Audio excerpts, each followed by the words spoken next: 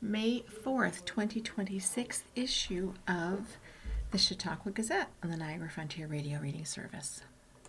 This is a special Mother's Day edition and a message from the editor-in-chief, Katrina Fuller, more than a definition on mothers. The word mother is one we hear often. It's many a first child's word, or at least some variation of it. We can picture tiny tots toddling around, babbling mama or mommy. How lovely that a child's first word is often naming one of the most important people in their lives. Merriam-Webster defines mother as a female parent for its first definition, followed by source or origin for its second definition, and ends its list with something that is an extreme or ultimate example of its kind, especially in terms of scale, that is, a mother of all construction projects. The first definition is a common understanding of the word. The second is thought-provoking, and the final definition seems a little out of place without the context. But motherhood can be extreme in both the good sense of the word and the bad. There are most definitely highs and lows in the roller coaster ride Mother's Face. It's a journey that involves and envelops the mother in a series of seasons of life. This journey looks different for every mother, and the ups and downs can be as different as night and day. Of course, there are the joys of motherhood, a child's laugh, their first words, the beauty of watching them learn and grow in their first years. As they get older, there is the ability to provide a listening ear, imparting advice as needed, and even still, some fun and whimsy along the way. As the children reach adulthood, there are still the phone calls for help, the joy of watching them come into their own, and the pride of seeing them well on their way. These seasons are the fuel that get mothers through their difficult times, the memories they will cling to in hardship. The hard times can be incredibly hard for mothers. Some mothers face the loss of their child, the heart they held so close outside of their body. Some mothers face difficulties with mental health or their physical health that lead to incredible difficulties both internally and in their day-to-day lives. Some mothers face the horrors of war and somehow balance that strain and fear while caring for their families. Some mothers face difficulties with conception and carry the grief of loss with them every day. There are so many issues that mothers across the globe face day in and day out. We couldn't possibly name them all here. Mother's Day is one day on the calendar that we collectively set aside to honor mothers. We might take our mothers out to brunch. Perhaps we'll pick up some flowers and spend a lovely spring day together. It is, of course, right and good to celebrate Mother's Day and honor our mothers for all they have done for us. It's important to take the time to give them a glimpse of the joy, devotion, and love they have provided us and how much it means to us. However, we must not forget that this day also brings heaviness to the hearts of many, the grief of a lost loved one, the pain felt for a child so dearly desired but never born, and the struggles of mothers who have endured infertility. This may well be a difficult day for many for myriad of reasons. Keeping that in mind, let us celebrate mothers as they should be celebrated, but also gently hold space for those whose day may be tinged with sadness. To be a mother is to carry both joy and ache, often at the same time, often in silence. It is a role shaped not by a single definition, but by 1,000 lived experiences. On this Mother's Day, may we honor all mothers, including the ones who are grieving, longing, healing, or simply enduring. May we meet them with all with the same quiet understanding that motherhood in all its forms is both tender and immense.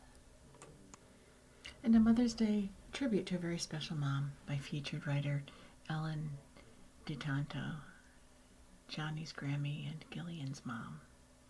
Any mom can tell you that being a mother is not for the faint of heart. Whether you gave birth to one or many children, or were gifted children through adoption or a fostering process, you know that the moment you hold your precious child for the first time, your life will be changed forever. From that point on, you do all you can to provide the very, very best for your child or children, and you, as the mom, will always put their needs ahead of your own. The mothering instinct is very real. This is a story of tremendous love and loss, seen through the eyes of a mom watching her daughter experience 32 traumatic months with her young son, Johnny. He was a childhood cancer warrior diagnosed with Ewing sarcoma at age 7. Johnny sustained treatments of all kinds for 25 months over almost a 3-year period, with a 7.5-month period of remission. Johnny laid down his sword on April 15th, just after his 10th birthday. Johnny's story is one of amazing strength, faith, and a positive attitude that belied the disease that was ravaging his body and took away what he wanted most, to be an ordinary kid. The story of his parents' search for treatments is extraordinary and included thousands of miles of travel, including 3 trips to cancer research clinics in Germany. But this story is about Johnny's mom and how she navigated through those long months with Johnny, continued to support the needs of his 3 younger siblings, kept working as a school counselor until the last several weeks of Johnny's life, and somehow managed to maintain her important connections to relatives and friends. There are not enough adjectives to adequately describe the level of caring and support that Jillian gave to Johnny. As her mom, I couldn't be prouder of the inner strength and fortitude she mustered to do what was needed every step of the way. When I look back to my early days as Jillian's mom, I recall a couple of trips to the ER. One for a febrile seizure and another for stitches on her chin after a playground fall. Then there was 9/11 and the need to reassure her and her brother that the world was not filled with hate, and that being kind and caring was important in all aspects of our lives. Those incidents, while scary and etched into my memory, seem trivial now compared to the gravity of the challenges that Jillian faced with Johnny's cancer. The initial diagnosis, treatments, tests, imaging results, painful cries, countless meetings with doctors and clinicians, time away from her other very young children, days and nights of tears and holding on to hope and praying for a miracle. All of these will continue to shape her life as she finds ways to hold her grief and channel it to help her family and others facing similar situations. I saw in Jillian a mom who made sure Johnny could participate as much as possible in the life of his siblings despite his declining health. Earlier this year, when Johnny's 2 sisters were playing basketball in the Upward program, Johnny wanted to go watch the game and see some of his buddies who had been teammates in prior years. Since he could no longer walk, it was a challenge on a snowy day to get him into the car and to the venue. I watched as Jillian carefully placed Johnny in a wheelchair and proudly pushed him into the gym. He lit up as people greeted him. Jillian knew he needed to be there, and she smiled as she talked with other kids and adults as well. In the days and weeks that followed, I observed Jillian lovingly assisting Johnny with his daily care and sitting and lying close to him, soaking up precious moments. She did so with such grace and care, providing comfort and love to her son, knowing only as a mother could that his time on earth was coming to an end. Johnny's passing is still so raw, and the words could cushion the blow are difficult to find for Jillian on this upcoming Mother's Day. I found some of the words from the Serenity Prayer to be comforting to me and hope that they provide some comfort to her as we grieve the loss of our shining star, Johnny Lamancuso. Oh God, grant me the serenity to accept the things I cannot change, accepting hardships as the pathway to peace. A postscript, because this was written specifically as a tribute to Johnny's mom. I still need to acknowledge the relentless research, time, effort, love, and faith that Johnny's dad provided to his son. That's a story for another day. And Older Americans Month. Older Americans celebrate with annual expo at SUNY Fredonia. Each May, communities nationwide observe Older Americans Month, a tradition established in 1963 under President John F. Kennedy to recognize the contributions and lasting impact of older adults. Locally, that celebration will take place on Thursday, May 21st, with the annual CHQA Aging Expo, Chautauqua, Aging Expo and Conference at Williams Center on the campus of State University of New York at Fredonia. The event will take place from 10 a.m. to 2 p.m. and is open to older adults, caregivers, and their families throughout the county. A highlight of the day is the exhibition hall where community-based organizations participate in a community vendor fair by sharing information about health and wellness programs, financial and legal services, housing and transportation options, caregiver support services, and public benefits. This is a great opportunity to ask questions directly with representatives, gather materials, and learn what services are available close to home. No registration is required for browsing the exhibition hall. In addition to the vendor exhibitions, educational breakout sessions will take place concurrently in 8 classrooms around the perimeter of the hall at 10:30 a.m., 11:30 a.m., and 1 p.m. Topics include diabetes education, scam prevention, money management, Medicare 101, Medicare fraud, legal planning, falls prevention, pain management, nutrition tips, and more. Registration is recommended to reserve your spot in these powerful and popular informational sessions. Walk-ins will be welcome if space is available.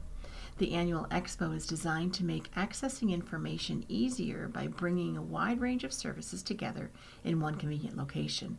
It also creates a space for attendees to connect, learn, and discover programs that support independence, health, and well-being.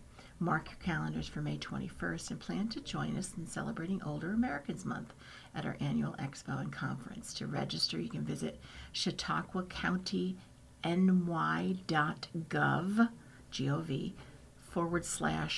/CHQ Aging Expo. If you don't have a device, call New York Connects to register at 716-753-4582, and one of our staff can help you get you registered. Transportation assistance can be requested through the registration link as well. You can check out the website at chq-gov.com/office-aging to see all the programs and services offered. Chautauqua County Office for the Aging Services offers nutrition and wellness programs to support you in your journey toward total wellness. You can also call New York Connects at 716-753-4582 for more details and information about any of the nutrition and wellness programs provided by Chautauqua County Office for the Aging Services. And you are listening to a reading of articles and features from the Chautauqua Gazette on the Niagara Frontier Radio Reading Service.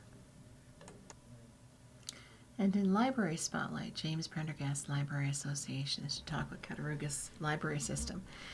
The Prendergast Library is one of the largest libraries in the Chautauqua Cattaraugus Library System. In 2025, they had over 110,000 visitors and offered over 1,100 programs to the community. A building rich in history, the Prendergast Library was a gift to the city from Alexander Prendergast, the city's founder's son, and his wife, Mary. They commissioned its construction in memory of their son, James A.J. Warner of Rochester. James A.J. Warner of Rochester was the architect who designed and built the library over an 11-year period.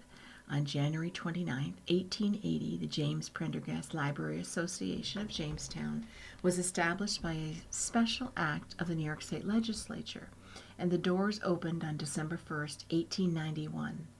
The style of rounded arches, rock-faced masonry walls, the turret in the southeastern corner, and the building's general air of ruggedness are all defining features of the style of America's leading 19th century architect, Henry Hobson Richardson. The library underwent extensive changes in 1960 as services and readership increased. The most recent renovation was completed in the fall of 2025 with a remodel of the front doors, circulation desk, and children's room. If you haven't been in the library for a while, stop in and see the changes and discover all of the services that are offered. Other services beyond books and DVDs include free programming for all ages, 3D printing, tech help by appointment, meeting room space, and printing and copying, to name a few. Make sure to follow their Facebook page or visit their website for all the great summer reading programs for all ages. The Prendergast staff can't wait to welcome you to the library, and they're located at 509 Cherry Street in Jamestown. The phone number is 716-484-7135. Some special events coming up in May. May 16th, Saturday, 11 a.m., children's program. Learn about sensory differences with Mrs. Matthews, and registration is required. On Tuesday the 19th at 3, Chef Jim Sessions focuses on French cuisine. And Friday, May 22nd at 10:30, the family movie Goat with free popcorn. And Tuesday, May 26th at 3 p.m., the children's program, Crochet and Crafters Club. Let's see what else is coming up.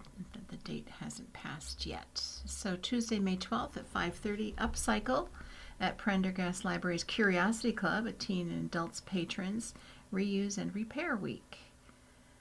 Wednesday the 15th from 4:30 to 6 p.m., all ages movie night. Everyone is invited to drop in, watch a movie, and eat snacks. This month we'll be showing Moana 2.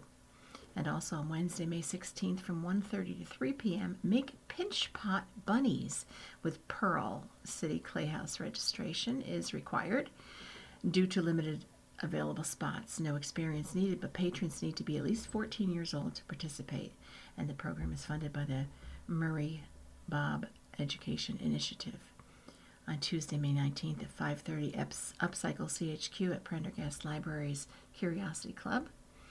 And on the 26th at 5:30, the same thing, a material exchange and showcase. And at Ripley Library, Saturday, May 16th from 9 a.m. to 2 p.m., a wide selection of annuals, perennials, vegetables, and houseplants will be offered at very reasonable prices. In addition to the plant sale, there will be a variety of baked goods donated by local volunteers. Plants and baked goods can be dropped off at the library on Friday, May 15th from 9 to 5, and proceeds will benefit the Ripley.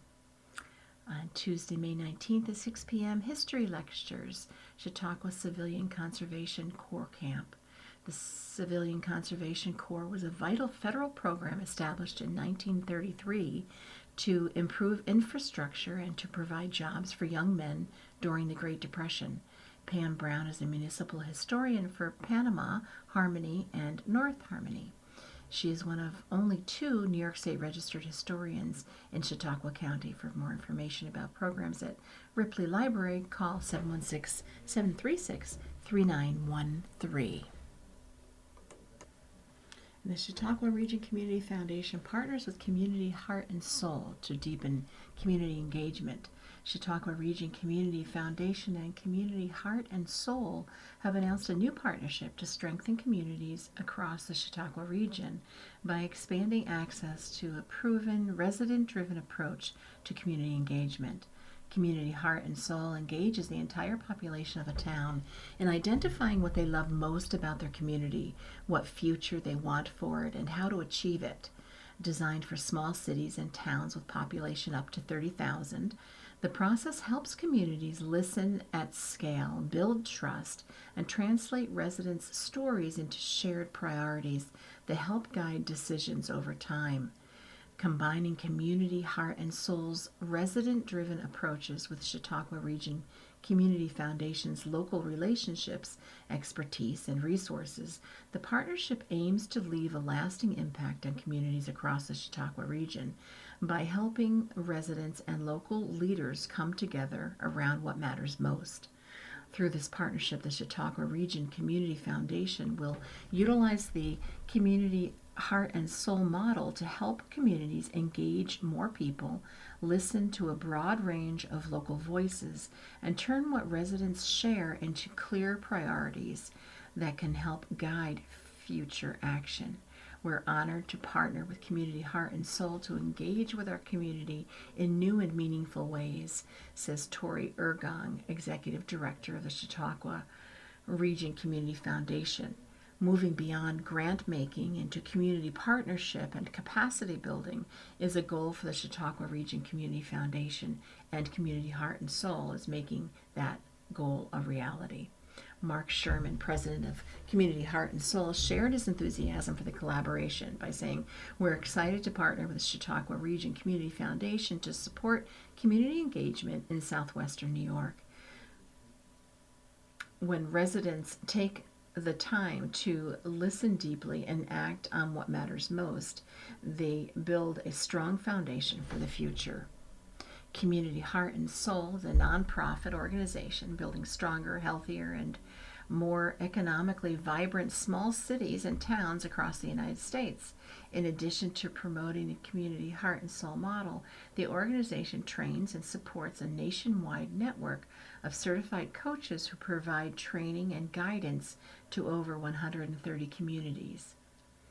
Chautauqua Region Community Foundation partners with its community to ignite positive change and create legacies of impact in the Chautauqua region. Chautauqua Region Community Foundation was established in 1978 by visionary community leaders who were committed to creating a vibrant region where every resident feels connected and has the opportunity to thrive.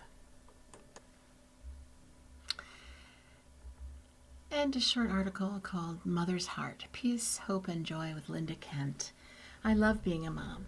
I love the cuddles, the chaos, the love freely given, especially when the kids were small. Little children give their love so easily. Their sloppy kisses and sticky hugs more than make up for the mess and stress of running around after them.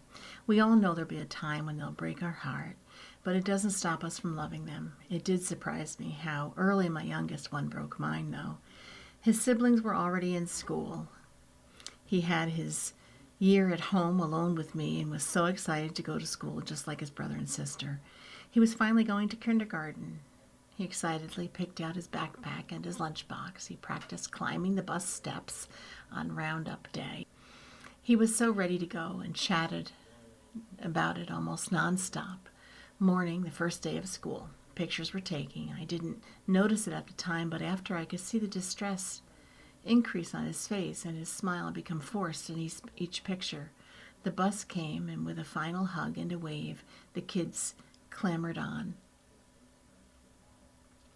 The older two walked back a few rows, waved as they sat down. He topped the stairs, turned into the first seat, pressed his little face against the window, and stared forlornly directly into my heart. I burst into tears as the bus pulled away and cried all morning. I don't think I've ever felt anyone's eyes in my soul the way I felt my son's that day. The sadness in them that day was a big change that had just occurred, and things would never be the same. He recognized it and wanted to make sure I knew it too. It's a memory I will never forget.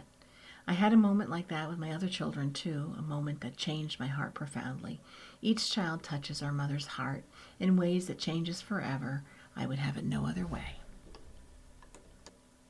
And finally, home installation of fiber optics draws an exciting new aspect of Jamestown BPU fiber project. Jamestown Board of Public Utilities, BPU, officials are excited to announce a new development that will help the build-out of the Jamestown BPU fiber project this spring and summer. Crews of contractors will soon install new fiber optic lines from the street to the exterior of homes in BPU electric territory where Jamestown BPU fiber is offered to customers. Door tags will first be hung on property doors to inform residents of the installations, with links to online information explaining the process. Following approximately 2 weeks after the door tags are hung, installations will begin in those neighborhoods. Free installation of fiber drops will include small, nondescript boxes neatly and securely attached to homes at no cost to customers as part of the New York State Connect All program grant that has funded the project. A fiber drop is 1/8-inch fiber optic cable installed from the street to the exterior of the building right next to or as close as possible to existing electrical utility lines and meters. This is an industry standard installation that connects homes to the Johnstown Community Fiber Network. A fiber drop valued at $450 is installed at no cost or obligation to the homeowner. The drop simply makes the home fiber ready, but there's no obligation to sign up for the service. The fiber drop is an exterior-only installation, and property owners do not need to be home for it. An indoor installation is only performed if a customer chooses to sign up for Jamestown BPU Fiber Internet service. The installation of fiber optic drops provides us with the opportunity to ensure that all our electric customers will have access to free installation of the fiber lines to their home at no cost to the New York State before the New York State grant providing the service to our community expires at the end of the year, explains BPU General Manager Christopher Selstrom. The drop installation makes the home fiber ready should the homeowner decide to sign up for the Jamestown BPU fiber internet service, continues Selstrom. It's an exciting step as we move forward to offer low-cost, high-speed internet as a BPU utility service to our electric customers. Selstrom reminds residents that if they sign up for the service before the end of October, the first 90 days of BPU internet service will be free. Customers may enroll in the Hometown Fiber project at jamestownbpu.com/fiber, F-I-B-E-R, or by calling 716-661-1633. Jamestown BPU Fiber is currently available from 2 internet companies, FiberSpark and Sumo Fiber.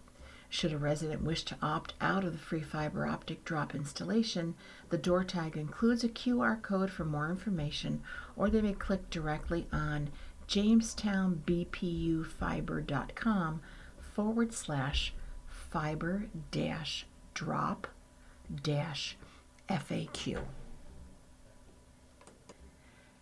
And finally, birds banding and little explorers at Audubon. 2 opportunities remain to observe bird scientists in action and birds up close during Audubon Community Nature Bird bandings, anytime 7 to 11 a.m. on Saturday mornings, May 9th, that one passed, and May 16th. There's a photo that shows was taken at the bird banding at Jamestown's. D. Arlene Bonnet was recognized in an Audubon Nature Photography Contest. To learn about the 2026 contest with $1,600 in cash prizes, you can go to audubоncnc.org/photo contest. At Saturday's Little Explorers, 10 to 11:30 a.m., you and your favorite 3 to 8-year-old can investigate soil, rocks, and other things that make up the ground you walk on. Register by Thursday so you don't miss it. With nearly 600 acres and 3-story building to explore, the Nature Center is located at 1600 Riverside Road, 1/4 mile east of Route 62, between Jamestown and Warren. For details on all of these programs, call 716-569-2345 or visit audubоncnc.org/events. You've been listening to a reading of articles and features from the Chautauqua Gazette. We read from the Chautauqua Gazette on Mondays at 8:30 a.m. Your reader has been Elaine. Thank you for listening. You're listening to the Niagara Frontier Radio Reading Service. Radio reading serves people who are blind or have a print disability throughout Western New York and Southern Ontario's Niagara Peninsula. From its broadcast studios at 1199 Harlem Road in Cheektowaga, just north of Clinton Street. Almost 40 years and more than 300,000 hours of radio readings to those unable to read printed matter on their own. Our broadcast signal is provided at no charge by WNED. Volunteer radio readers broadcast daily readings of newspapers, magazines, and books. For more information on the Niagara Frontier Radio Reading Service, call us at 716-821-5555.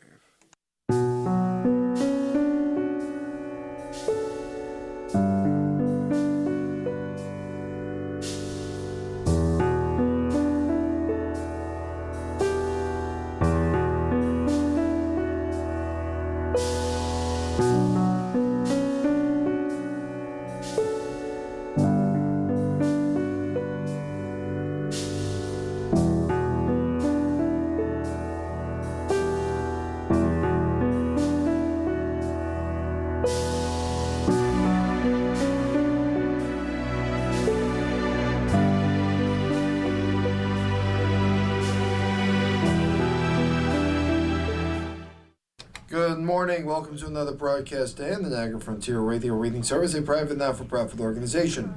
Radio Reading volunteers broadcast daily readings of newspapers, magazines, and books to blind or print handicapped persons who are provided reading radios. As always, please feel free to contact us with your comments, suggestions, or any questions you may have. Our phone number here is area code 821-5555. Our agency website is nfradioreading.org. As always, as I mentioned, feel free to contact us with your comments, suggestions, or questions, and stay with us. Reading the Buffalo News coming up next. The following program is intended for listeners who are blind, have low vision,